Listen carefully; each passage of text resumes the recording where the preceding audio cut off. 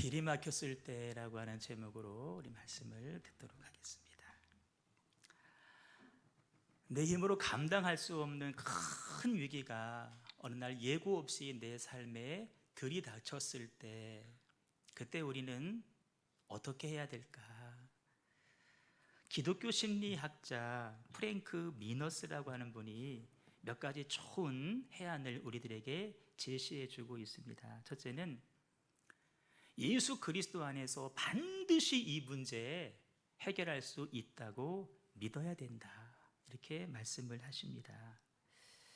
두 번째는 성도에게 주어진 능력의 삼각형, 교회와 기도와 성경 안에서 그 문제를 살펴봐라라고 말씀을 합니다. 여기에서 벗어난 관점은 잘못된 거다. 성경과 교회와 기도 안에서 그 문제를 살펴봐라.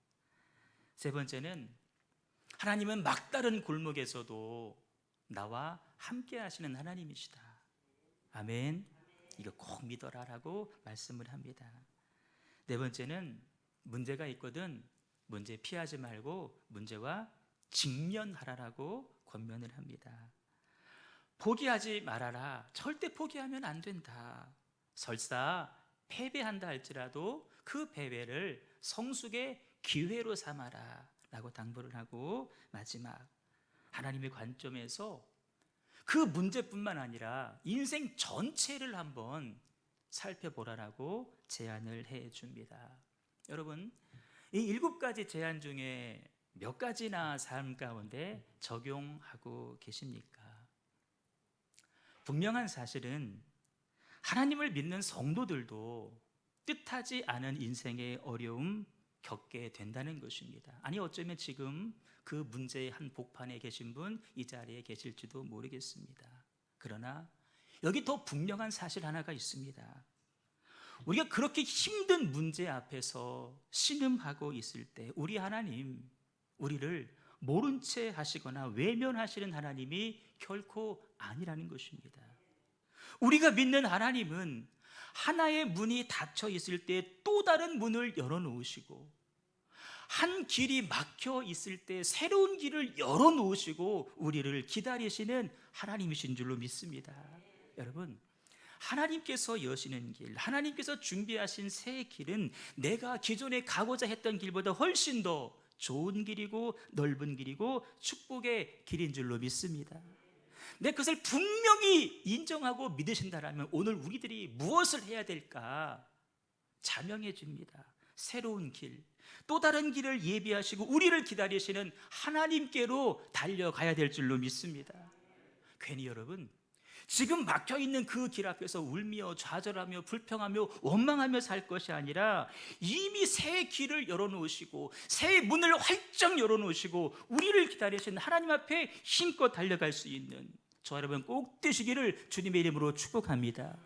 우리가 거기로 가기만 하면 우리들의 인생은 달라지는 것입니다. 어떻게 달라지느냐? 축복자로 바뀔 것이고 형통한 자로 바뀔 것이고 간증 있는 삶으로 바뀌어지게 될 줄로 믿습니다.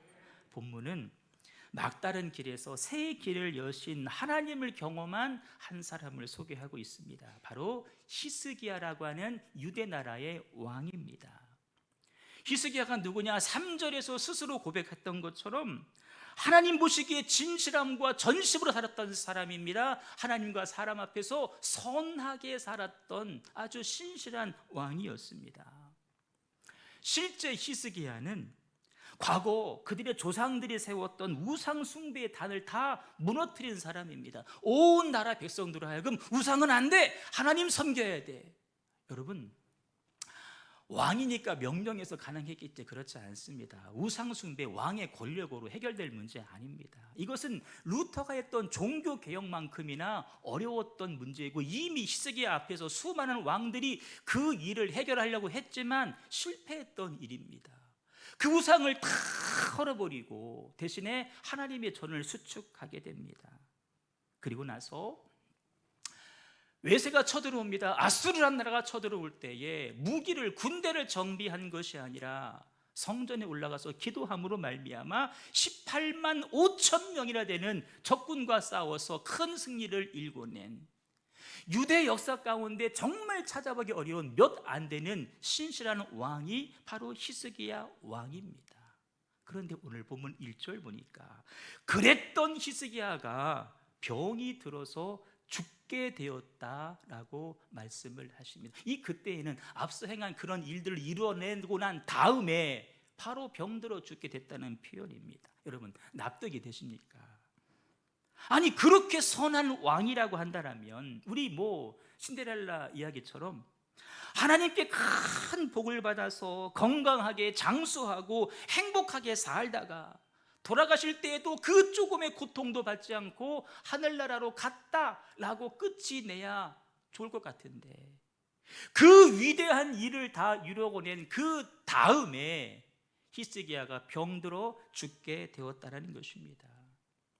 이런 상황들을 살펴보면서 우리는 기독교 신앙 안에 오랫도록 물어왔던 질문 하나를 소환하게 되는데, 왜 선한 사람에게 이러한 시련이 닥쳐오는가라고 하는 질문입니다.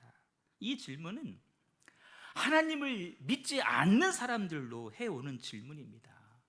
아니 왜 당신같이 하나님 잘 믿는 사람이 그렇게 어려운 일을 당해? 그 말은 곧 나는 그래서 하나님 안 믿을 거야, 이런 이야기입니다. 일종의 조롱 섞인 질문입니다. 여러분, 혹시 여러분들은 이 질문에 대한 답을 가지고 계십니까? 왜 하나님을 잘 믿는 히스기야 같은 그런 선한 왕에게도 이런 어려움이 닥칠까? 혹시 이 히스기야의 모습이 지금 내 삶이다 이렇게 오버랩 되어가지고 바로 이게 내 이야기야, 그래 더 고통스러워하고 그 원인을 알지 못해서 안타까워하고 계시지는 않습니까? 어쩌면 히스기야의 모습은 많은 현대의 신앙인들의 모습을 대변해주는 모습일진데, 여러분 앞서도 두 가지 분명한 사실을 말씀드렸습니다. 구원받은 성도라고 할지라도 날마다 웃음으로만 살 수는 없다라는 것입니다. 예수 믿어 구원받고 하나님과 사람 앞에 신실하고 진실하게 사는 사람이라 할지라도 때로는 상처투성이 가시밭길을 걸어갈 때가 분명히 있습니다. 성경에서도 말씀하시기를 하나님께서는 공중나는 새들도 먹이시는 하나님이시지만, 그런데 분명한 사실은 그 하나님께서 먹이시는 새들도 어느 날 포수가 쏜 총에 맞아 떨어질 수가 있다라는 것입니다. 그런데 우리가 또 하나 기억해야 될 더 중요한 사실이 있습니다. 그 일 역시 하나님의 허락하심 안에서 이루어진다라는 사실입니다. 여러분, 하나님 허락 안에서 이루어진다라는 말은 그 안에는 하나님의 선하신 뜻이 있고 하나님의 선하신 목적이 그 안에 담겨 있다라는 의미입니다. 내가 그것을 인정한다라면 오늘 나는 무엇을 해야 될까? 지금 내 앞에 닥친 절망적인 상황만 가지고 좌절, 불평, 원망할 것이 아니라 그 안에 담겨 있는 나를 향한 하나님의 선하신 뜻과 하나님의 선하신 목적을 찾고 발견해야 될 줄로 믿습니다. 그 상황 속에서도 여전히 나를 버리지 아니하시고 나를 포기하지 아니하시고 나와 함께하사 나를 도우시는 하나님, 새 길을 여시고 새 문을 활짝 열으시고 나를 기다리신 하나님을 발견하시고 그 하나님에게 힘껏 달려가야 될 줄로 믿습니다. 여러분, 갑작스럽게 찾아온 질병이나 사고로 인한 그 슬픔을 어디 가서 어떻게 위로받으시겠습니까? 내가 정말 믿었던 그 사람인데 내가 그 사람에게 배신을 당해서 다 잃어버렸습니다. 빈손입니다. 그런데 나 혼자 일어서야 됩니다. 그럼 그 처절한 아픔을 어디서 보상받겠습니까? 그래, 내가 열심히 한번 해봐야지, 굳게 다짐하고 한번 했는데 그 다음날 바로 실패했네, 그 좌절감 어디서 위로받습니까? 우리 모두는 한결같이 다 상처를 안고 살아가는 사람입니다. 한 가지 문제 해결해서 야 됐다 싶었는데 또 다른 문제가 금세 다가옵니다. 한 가지 길이 열렸나 싶었는데 기존에 있던 길이 막혀버립니다. 이것이 바로 우리 인생입니다. 유한하다는 것입니다. 내가 그 사실을 부인할 수 없다라고 한다면 하나님은 그렇게 길이 막힌 상황 가운데서도 새로운 길을 열어놓으시고 우리를 그 자리에서 기다리시는 하나님이시다.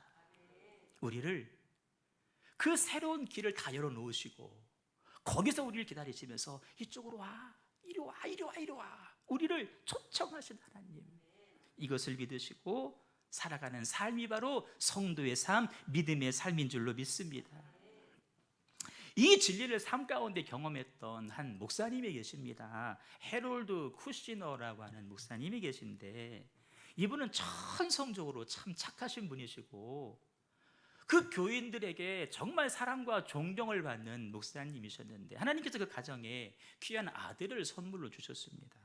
그런데 이 아이가 이상하게 아픈 거예요. 병원에 가서 진찰을 받았더니 진단명이 조로증, 3개월밖에 되지 않은 아이가 늙어가는 병에 걸렸고, 심지어 10살쯤 되면 80세 노인처럼 늙을 것이고, 그 이후로는 더 이상 삶을 살지 못할 것이다 라고 하는 정말 희귀한 병 진단을 받게 됩니다. 여러분, 3개월밖에 되지 않은 아이를 향해 주어진 이 진단 앞에 그 아이를 바라보는 부모들의 마음은 얼마나 미어지고 아팠겠습니까? 처음엔 도무지 그 일이 수용이 되지를 않아서 막 따지듯이 물었답니다. 하나님, 왜 나입니까? 왜 하나님 이 일이 우리 가정에 벌어집니까? 나 그렇게 살지 않았고, 나 하나님 보기에도 사람 보기에도 사랑받고 인정받는 신실한 종인데 왜 나에게, 왜 덕이 안 되게 왜 이런 일이? 그래도 목회자에게 그 문제를 끌어안고 정말 애절한 마음을 하나님 앞에 기도하는데, 오래 기도하는 가운데 하나님께서 이런 메시지를 주셨답니다. 인생의 모든 고난이라고 하는 것은 있기 마련인데, 나 혼자 당하는 것이 아니라 나보다 더 힘든 일을 겪는 사람도 얼마든지 있다라는 것입니다. 그렇죠. 내가 제일 큰 아픔인 줄 알았는데 나보다 더 큰 아픔 겪는 사람이 우리 주변에 얼마든지 있더라는 것입니다. 언젠가 우리 교회에 한 분이 이게 왔는데, 그분이 저에게 이런 얘기를 했습니다.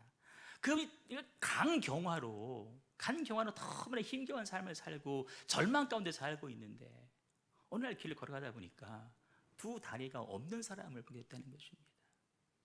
나는 그래도 속이 아파서 그렇지만 저 사람은 다리가 없구나. 그것이 힘이 되고 그것이 위로가 됐다라는 것이죠. 또 하나 깨달은 것은 이 땅에 우연한 일은 결코 없다라고 하는 메시지를 그분이 받게 됩니다. 나는 정말 받아들이기 쉽지 않고 용납이 안 되고 이해도 안 되지만, 그러나 이 고통 가운데에도 분명한 하나님의 뜻과 섭리와 계획하심이 있다라는 사실을 이 목사님이 기도 가운데 발견을 하게 됩니다. 또 하나, 오늘 말씀의 주제이기도 한데, 길을 막으신 하나님, 다른 길을 열어놓으시고 나를 기다리시는 하나님이시다, 이거를 발견했다는 것이죠. 하나님은 슬픔과 기쁨을 병행해 주시고 하나님을 의지하게 하시고 하나님이 기뻐하시는 인격체로 우리의 삶을 그렇게 조금씩 다듬어 가신다라는 사실을 목사님이 발견했다는 것입니다. 이 땅에서 기쁨만을 누리며 사는 사람도 없고, 이 땅에서 슬픔만을 누리며 사는 사람도 없다라는 사실을 깨닫고, 더 나아가서 하나님은 땅의 문을 닫으실 때에 하늘 문을 여드신다.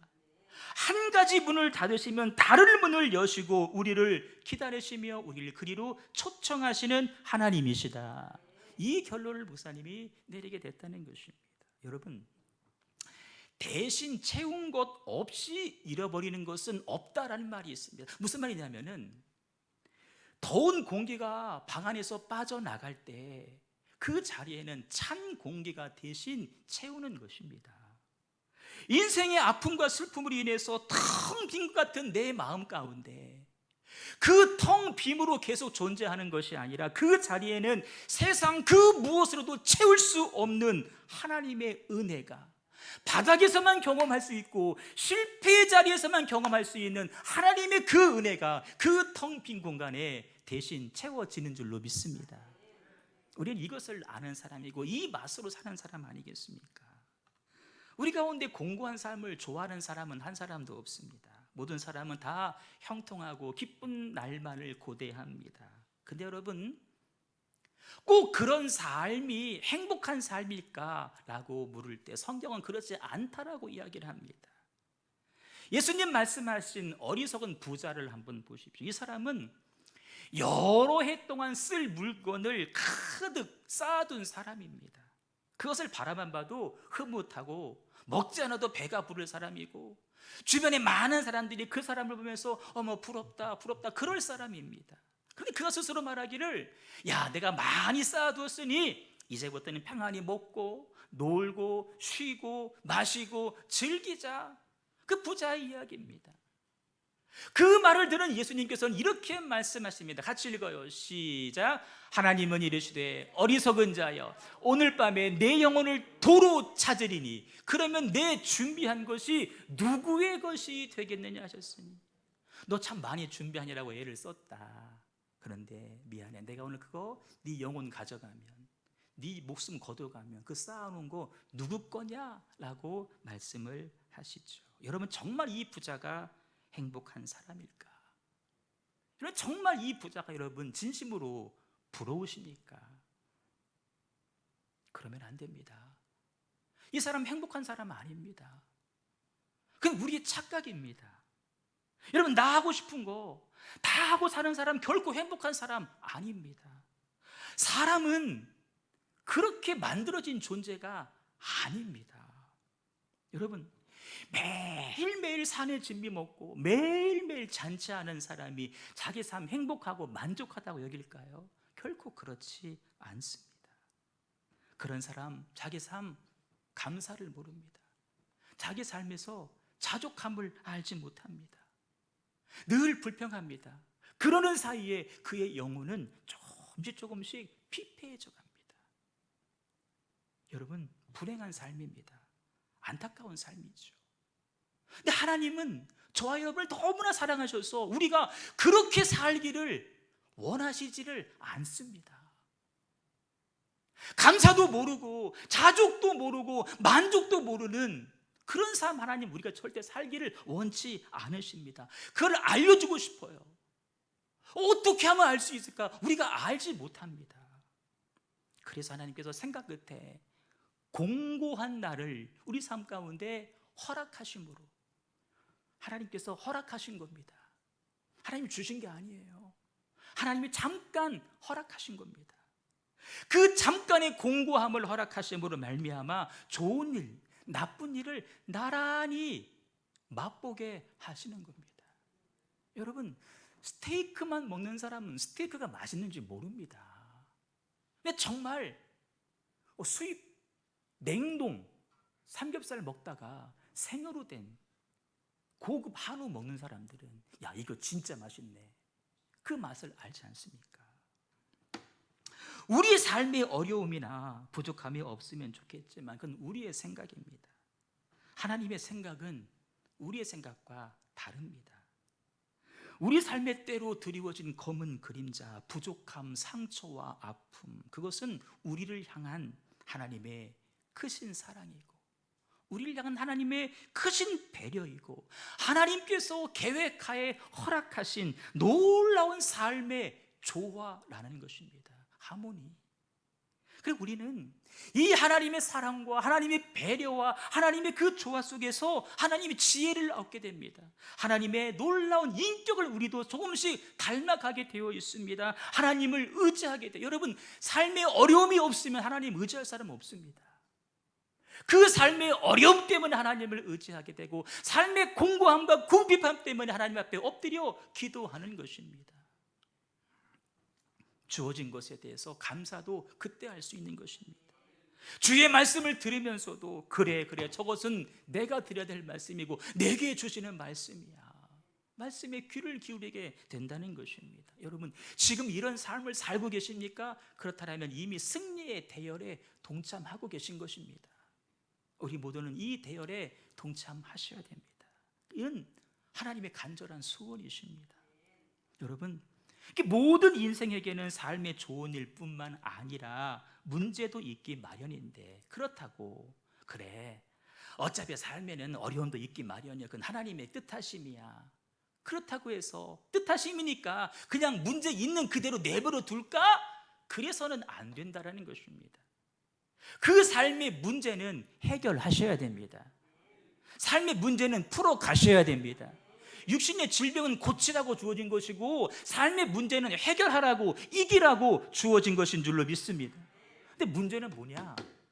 우리 스스로는 그것을 해결할 수 있는 지혜도 없고 능력도 없고 힘도 없다라는 것입니다. 내게서 그 힘과 지혜가 주어지지 않는다는 사실입니다. 그래서 우리는 외부로부터 주어져야 되는데, 어떻게 하면 그 문제를 이겨낼 힘과 지혜와 능력을 우리가 공급받고 이겨 승리하는 삶을 살 수 있을까? 오늘 히스기야라고 하는 사람이 선택한 방법 하나를 여러분 삶에 적용해 보자라는 것입니다. 말씀드린 바 히스기야는 이미 사형 선고를 받은 사람이 죽게 됐답니다. 너는 집을 정리해라. 얼른 집 가서 유품 정리하라는 얘기가 아니라 너 인생 이제 여기까지야. 다음 왕을 세워라는 뜻입니다. 아예 못을 박습니다. 너 죽고 살지 못하리라 하셨느니라. 여러분, 이거 누가 옆에 있는 사람이 전해준 이야기 아닙니다. 당대 하나님이 쓰시는 이사야 선지자가 가서 전해준 이야기입니다. 곧 하나님의 뜻, 하나님의 계획입니다. 여러분, 이 상황 여러분이라면 어떻게 하시겠습니까? 그래, 선지자의 뜻이니까 하나님의 뜻이겠지. 아멘, 죽겠습니다. 그럴 사람이 있겠습니까? 죽는다는데 아무리 이사야 얘기를 해도 아멘 하겠습니까? 그럴 수 없지 않습니까? 히스기야의 태도를 한번 보십시오. 2절 보시면 두 가지인데, 첫째는 낯을, 얼굴을 벽으로 향했다라고 말씀을 합니다. 대개 우리는 그 다음 말씀 때문에 벽 바라보고 기도했구나, 그 기도하기 위해서 벽을 바라봤구나라고 생각할지 모르지만, 여러분, 왕입니다. 왕은 체면 있는 사람입니다. 자기 신하 앞에서 그 슬픈 표정을 보여주고 싶지 않은 것입니다. 너 죽어 라는 말을 들을 때 그의 마음이 심히 아팠습니다. 그 마음이 상심이 되었습니다. 상심, 마음의 상처를 입었습니다. 그 상처난 마음을 신하에게 보여줄 수가 없습니다. 여러분, 죽는다라는 말을 들을 때 마음이 상하지 않을 사람이 어디 있겠습니까? 근데 중요한 건 뭔지 아십니까? 히스기야는 그 상한 마음을 떨어뜨리지 않았다. 상한 마음을 낙심시키지는 않았다는 것입니다. 그 사형 선고 앞에 마음이 상할 수는 있지만 그 마음이 땅에 떨어지게 낙심되도록 허락하지는 않았다는 것입니다. 그래서 뭐합니까? 여호와께 기도하는 것입니다. 상한 마음을 가지고 벽을 바라보고 그 순간, 그래, 내가 낙심하면 안 되지, 그 순간 하나님 앞에 기도를 했다라는 것입니다. 여러분, 우리도 마음이 상할 때가 얼마나 많이 있습니까? 하루에도 수차례 있을 것입니다. 근데 그 상한 마음을 떨어뜨리면 안 됩니다. 낙심되게 하면 안 됩니다. 그 상한 마음 단단히 붙잡으십시오. 단단히 붙잡아야 돼요. 단단히 붙잡고 그 다음에 한 일은 죽게 나가 기도하는데, 그렇게 할 수 있었던 근거가 있습니다. 3절 보시면 하나님, 나 하나님 앞에 진실하고 선하게 살지 않았습니까? 나 우상 숭배 내가 타파하려고 내 목숨 걸지 않았습니까? 하나님, 내 삶의 흔적을 하나님 기억해달라고 기도하는 것입니다. 하나님은 내 삶에 대해서 분명히 기억하시는 하나님이시다.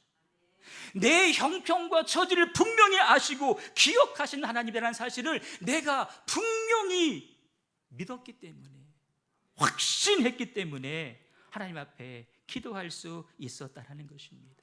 여러분, 하나님께서 누군가를 기억하신다라고 하는 것은 그 삶의 구원의 역사가 시작됐다는 의미입니다. 하나님이 여러분 한 사람을 물론 다 아시죠, 다 기억하시죠, 다 바라보시지만 특별하게 주목하여 바라보시고 특별히 주목하여 기억하실 때 그 사람에게는 기적이 일어납니다. 능력이 일어납니다. 구원의 역사가 불같이 일어날 것입니다. 하나님의 기억하심입니다. 한나가 아이를 낳지 못했습니다. 그 집안은 4대가 이어오는 다복한 집안인데 한나가 시집왔는데 애를 낳지 못합니다. 적수인 불이 나는 애를 숭숭 낳습니다. 너무나 마음이 상해서 슬피 울 때 하나님께 기도하면서 한나가 이렇게 기도합니다. 하나님, 나를 기억해 주세요. 아들 주세요. 하나님, 나를 기억해 주세요. 기억해 주세요. 하나님, 나를 기억해 주세요. 여러분, 하나님께서 어떻게 응답했는지 아십니까? 끝에 보십시오. 여호와께서 그를 생각하신지라. 하나님이 한나를 특별히 기억하신 거예요. 특별히 생각해 주신 거예요. 하나님은 신실하신 하나님이시다 라고 하는 그 분명한 믿음에 근거한 하나님을 향한 나의 기억, 우리가 하나님을 그렇게 기억해야 됩니다. 하나님은 그것을 믿음으로 인정해 주십니다. 그리고 우리를 기억해 주셔서 우리 삶 가운데 놀라운 역사를 이루어 주실 줄로 믿습니다. 그냥 교회 나오면 뭐 되겠지? 아닙니다. 그 하나님을 내가 분명히 믿고 신실히 고백하는 겁니다. 그때 하나님이 우리를 기억해 주시는 거예요. 그럴 때 히스기야가 하나님께 나아갔던 방법이 뭐냐? 바로 기도라는 것입니다. 하나님이 나를 기억하신다는 그 사실에 근거하여 나도 하나님께 기도할 때 우리를 생각해 주시는 하나님. 그 결론이 무엇입니까? 5절과 6절 말씀 우리 같이 한번 읽어보도록 하겠습니다. 시작. 내가 내 기도를 들었고 내 눈물을 보았노라. 내가 내 수한에 15년을 더하고 너와 이 성을 아수르 왕의 손에서 건져내겠고 내가 또 이 성을 보호하리라. 아멘. 기도에 대한 또 하나의 좋은 가르침을 받습니다. 기도하면서 의심하지 말자는 것입니다. 확실한 믿음 가운데, 그 확신 가운데 기도하자. 여러분, 우산 없이 나갔다가 요즘처럼 갑자기 소나기 올 때가 많이 있습니다. 처마 밑으로 피하는 것이 상책입니다.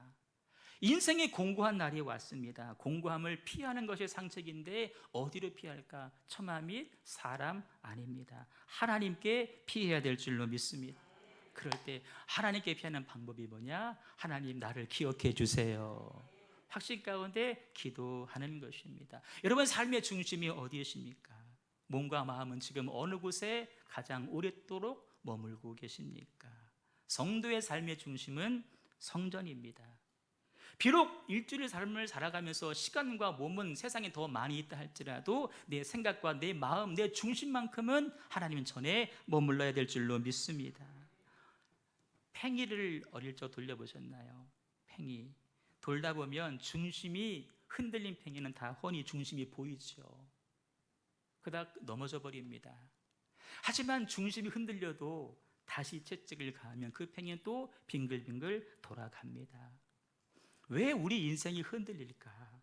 우리 인생의 중심의 축입니다. 믿음의 축이 흔들렸기 때문입니다. 내 생의 중심축인 예수가 보이지 않기 때문에 그렇습니다. 말씀의 축이 흔들렸기 때문입니다. 성전의 축을 잃어버렸기 때문에 우리 인생이 흔들리고 비틀거리다가 넘어지는 것입니다. 삶이 아무리 바쁘고 시간이 없다 해도 교회 중심, 말씀 중심, 하나님 중심의 삶을 살아갈 수 있기를 주님의 이름으로 축복합니다. 여러분, 태양이 있습니다. 내가 태양을 등지고 있으면 그림자가 내 앞으로 옵니다. 태양이 내 뒤에 있으면 그림자는 내 앞으로 옵니다. 그럼 내가 태양을 바라보면 그림자는 내 뒤로 갑니다.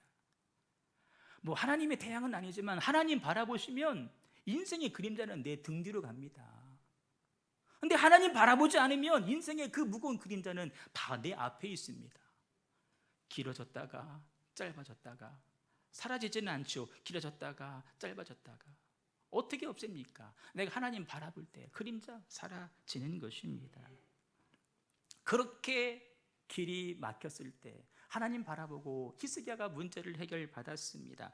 그 이후에 어떻게 살까? 하나님 고맙습니다. 감사합니다. 그 이후로 주어진 삶, 잘 먹고 잘 살았다, 그것이 아닙니다. 오늘 말씀 마지막입니다. 공동 번역에 보시면 이사야서를 이렇게 번역했습니다. 히스기야의 고백인데 같이 한번 큰 목소리로 읽어보겠습니다. 시작.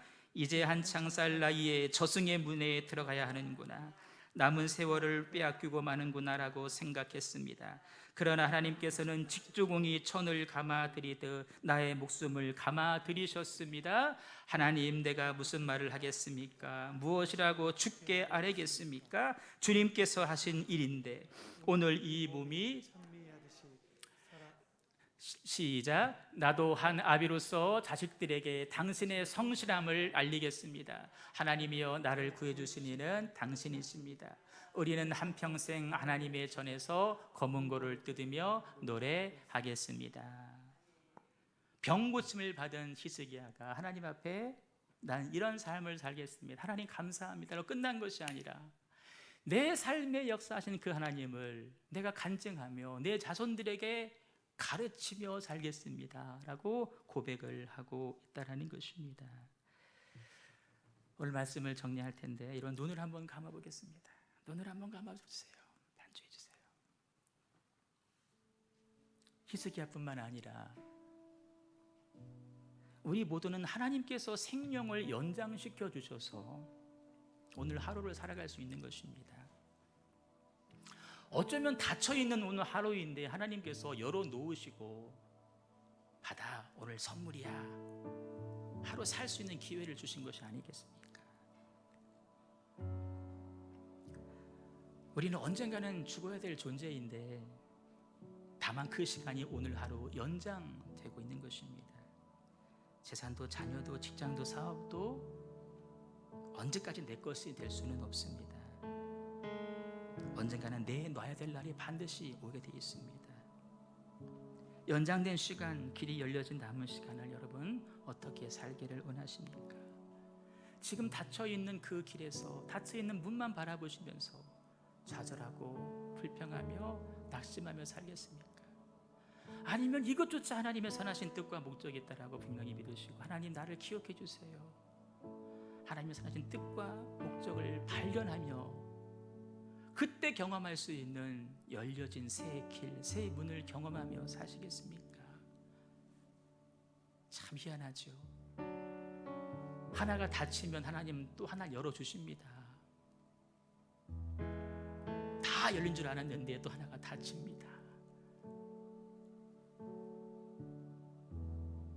어쩌면 오늘 말씀은 제가 준비를 했지만 저 자신에게 전하는 말씀이기도 합니다. 이거 저에게만 해당될까요? 우리 모두에게 해당되는 말씀 아닐까요? 닫힌 것 같지만 하나님은 새 길을 여시는 하나님이십니다. 이 인생의 길이 막혔을 때에 새로운 길을 여시고 새 문을 활짝 여시고 우리를 기다리시는 하나님 발견하시고 그분만 바라보시면서 삶의 모든 문제 해결받으시고 날마다 이기며 승리하는 삶을 살기를 주님의 이름으로 축복합니다. 한 사람도 아파하지 마시고 한 사람도 힘겨워하지 마시고 그 바닥에서 하나님의 은혜를 경험할 수 있기를 소망합니다. 하나님만 바라보며 살겠습니다라고 다짐하며 찬송 올려드리겠습니다.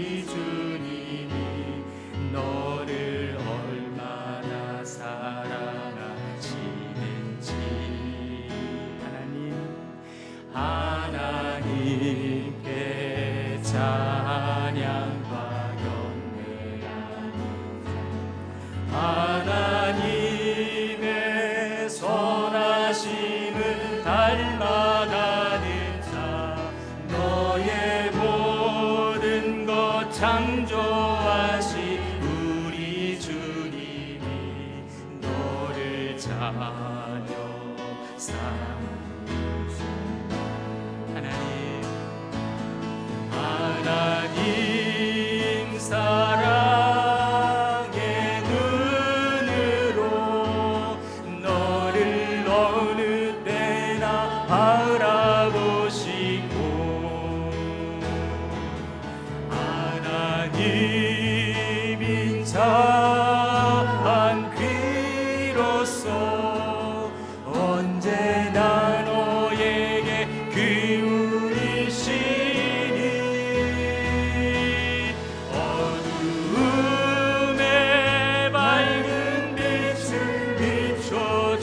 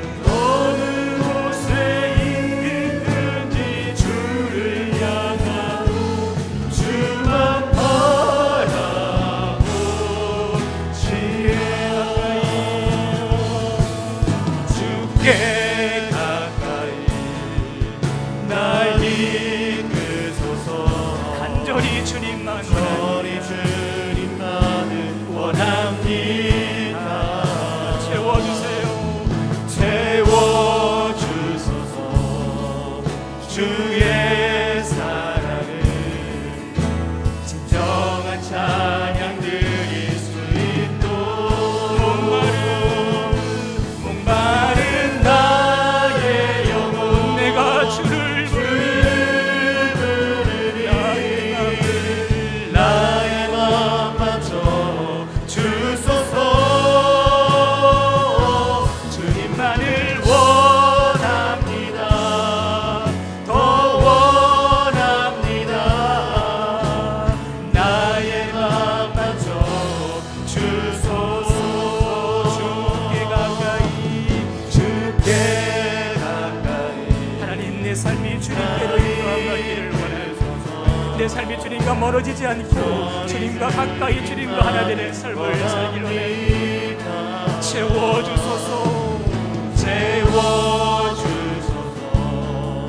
주의 사랑을 진정한 찬양 드릴 수 있도록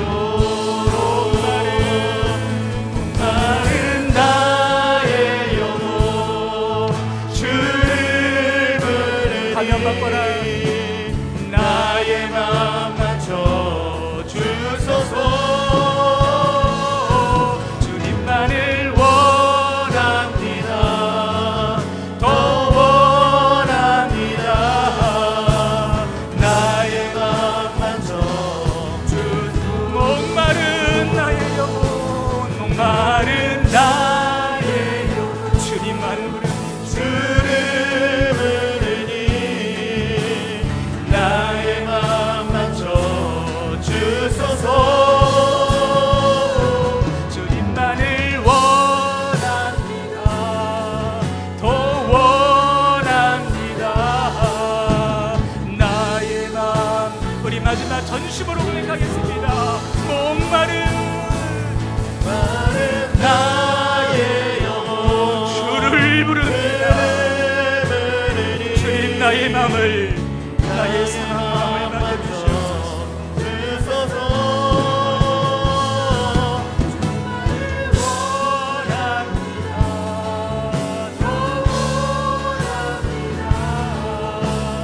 나의 맘 맞춰